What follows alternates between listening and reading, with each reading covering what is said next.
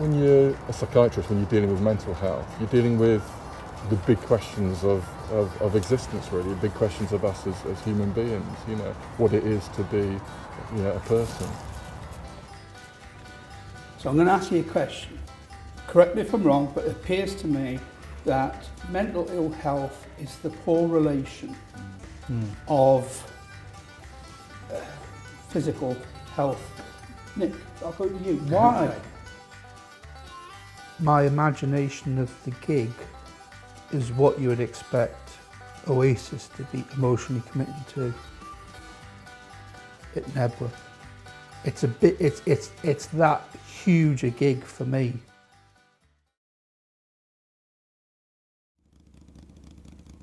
For my age group, there are certain things that you've got to achieve in your life. One is you've got to have a pair of blue Levi's. Two, you've got to be able to play a 12-bar shuffle on a Fender Stratocaster, which is red and white, and have a Harley Davidson. Those are the things that you must do before you crew.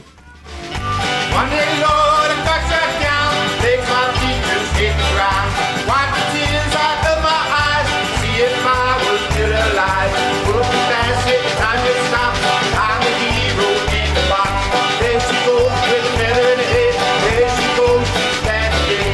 Shot a man the night before, like a grim reaper knocking out my door. Before I left, looking in the eye, see the picture of his wife and his little child.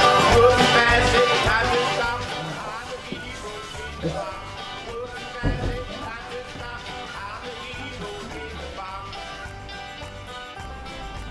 Well, I'm higher than that jet plane.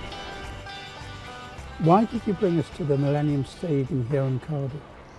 Well, it's a place that strives for excellence, which is, I suppose, what we in research are trying to do. We're trying to do science in the best way we can, and I suppose we've done that to a great extent in Cardiff. You know, it's something that we pride ourselves on doing.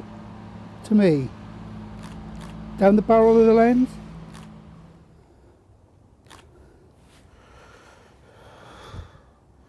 brilliant.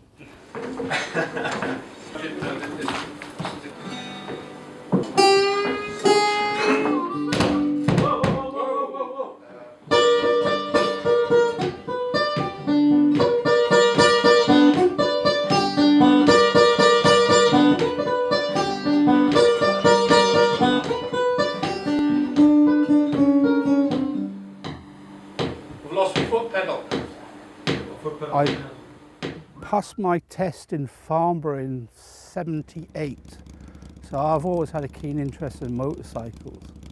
And when I was doing the jam days, I used to live in this infamous house in Sandhurst, and one of my flatmates had bought a Harley Davidson, and I always could remember him coming home because you could hear it.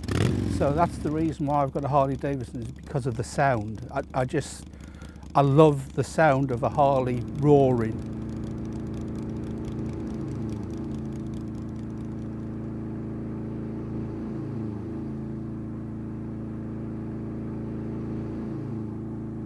So if you can go halfway down, somewhere around there, why do you think we should discuss Alzheimer's in a film series about mental health?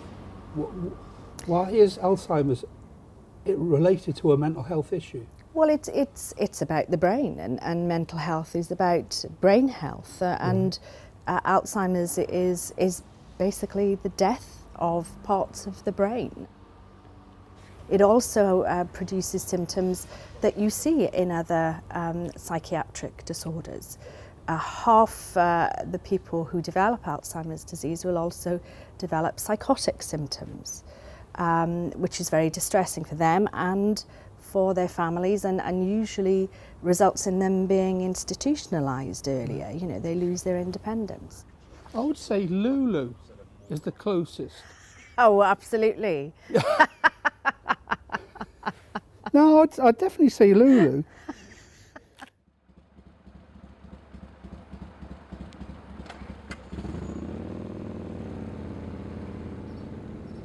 It's the closest thing to flying. It's hard to describe unless you're a biker. There's something quite attractive about being in the open air. With a helmet, it's easy to be a recluse still. You know, with a full face hat, you can still be in your own little world, even though you're outside, because it's not the real me. The real me is this person that's frightened of my own shadow at times.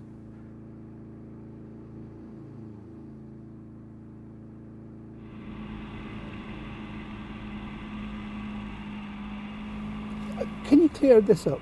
What's the difference between, say, dementia and Alzheimer's?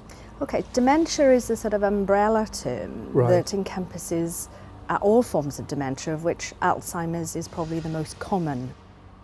In very simple terms, it's about cells dying, and usually they start in a certain region of the brain, the hippocampus, and then spread out. But it's about cell death. And what that means is that you see memory problems, you see problems with thought processes, you may see other symptoms. But actually the disease has probably started 15 years earlier, something like that.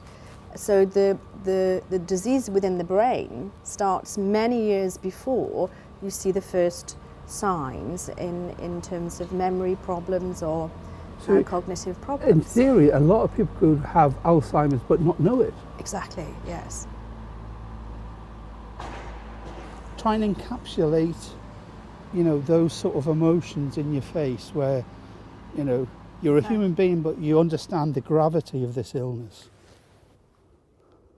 That's nice. I guess what we've been doing with these series of films is the rehabilitation of Twink. You know, the rehabilitation, the reintroduction to society. There's a sense of tremendous achievement of actually, you know, setting out on this journey and writing an album and producing an album and spending hours upon hours mixing, trying to refine this, that and the other. But there is also the anxiety of, well, will people like the stuff? So it's a bipolar answer. How big a problem will Alzheimer's become in the next few decades? In actual numbers, there's just about 820,000 individuals have dementia in the UK, and Alzheimer's is about over 50% of those. So you're looking at 450,000 with Alzheimer's disease at the moment. So we could fill this stadium 6 times? Yes. And there still wouldn't be enough room? Yes, that's about the number of people that have Alzheimer's in the UK at present. Right. It's estimated that the number of people with Alzheimer's disease will double by 2050.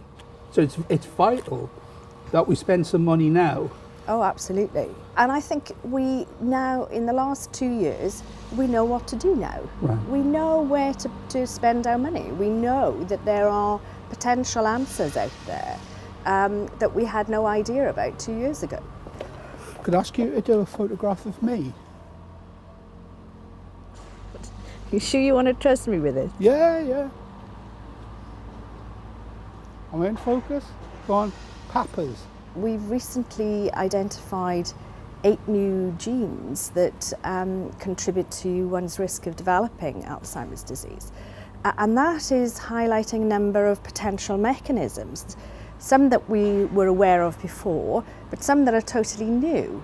So I'm very excited. I think, you know, from a scientific point of view, we've got lots of really appropriate, relevant questions that we can answer. You know, the science is not that difficult. It's stuff we can do within the field.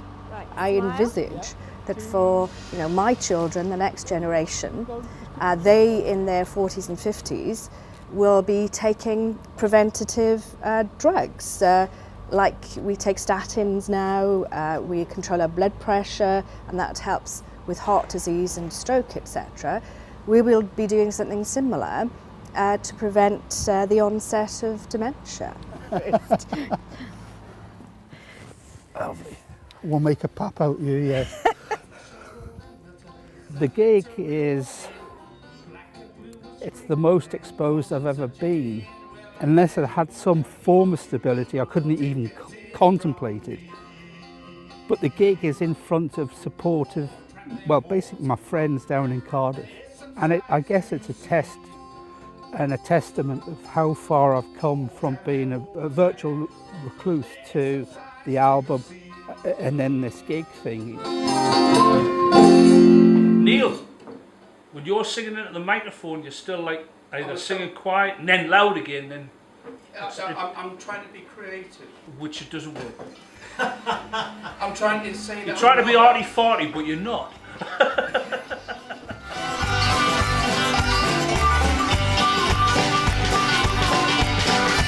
Everyone's mood can be up one day, down a bit another day, but normally our brains keep the mood within normal levels. Right. In bipolar disorder, what's happening is the person's brain can't maintain those normal levels, Right. and they can either go excessively high or deeply low, Right. and that may either just come out of the blue due to random changes, or it may be an overreaction to something that's making them feel good or low. I thought, well, the second coming's going to happen, and I'm going to be the second coming. So I got in touch with the chief rabbi and tried to convince him to teach me how to read and write Hebrew, so I could read the Bible in its native tongue. Because I figured if I was going to be the next Jesus, I would need to know these sort of things. Okay, so we're on the way to Cardiff. Is everybody in shot for the crew? Okay. So here's to our adventure. We're going down to Cardiff now, beautiful day, and let's have a fucking great gig. That's it.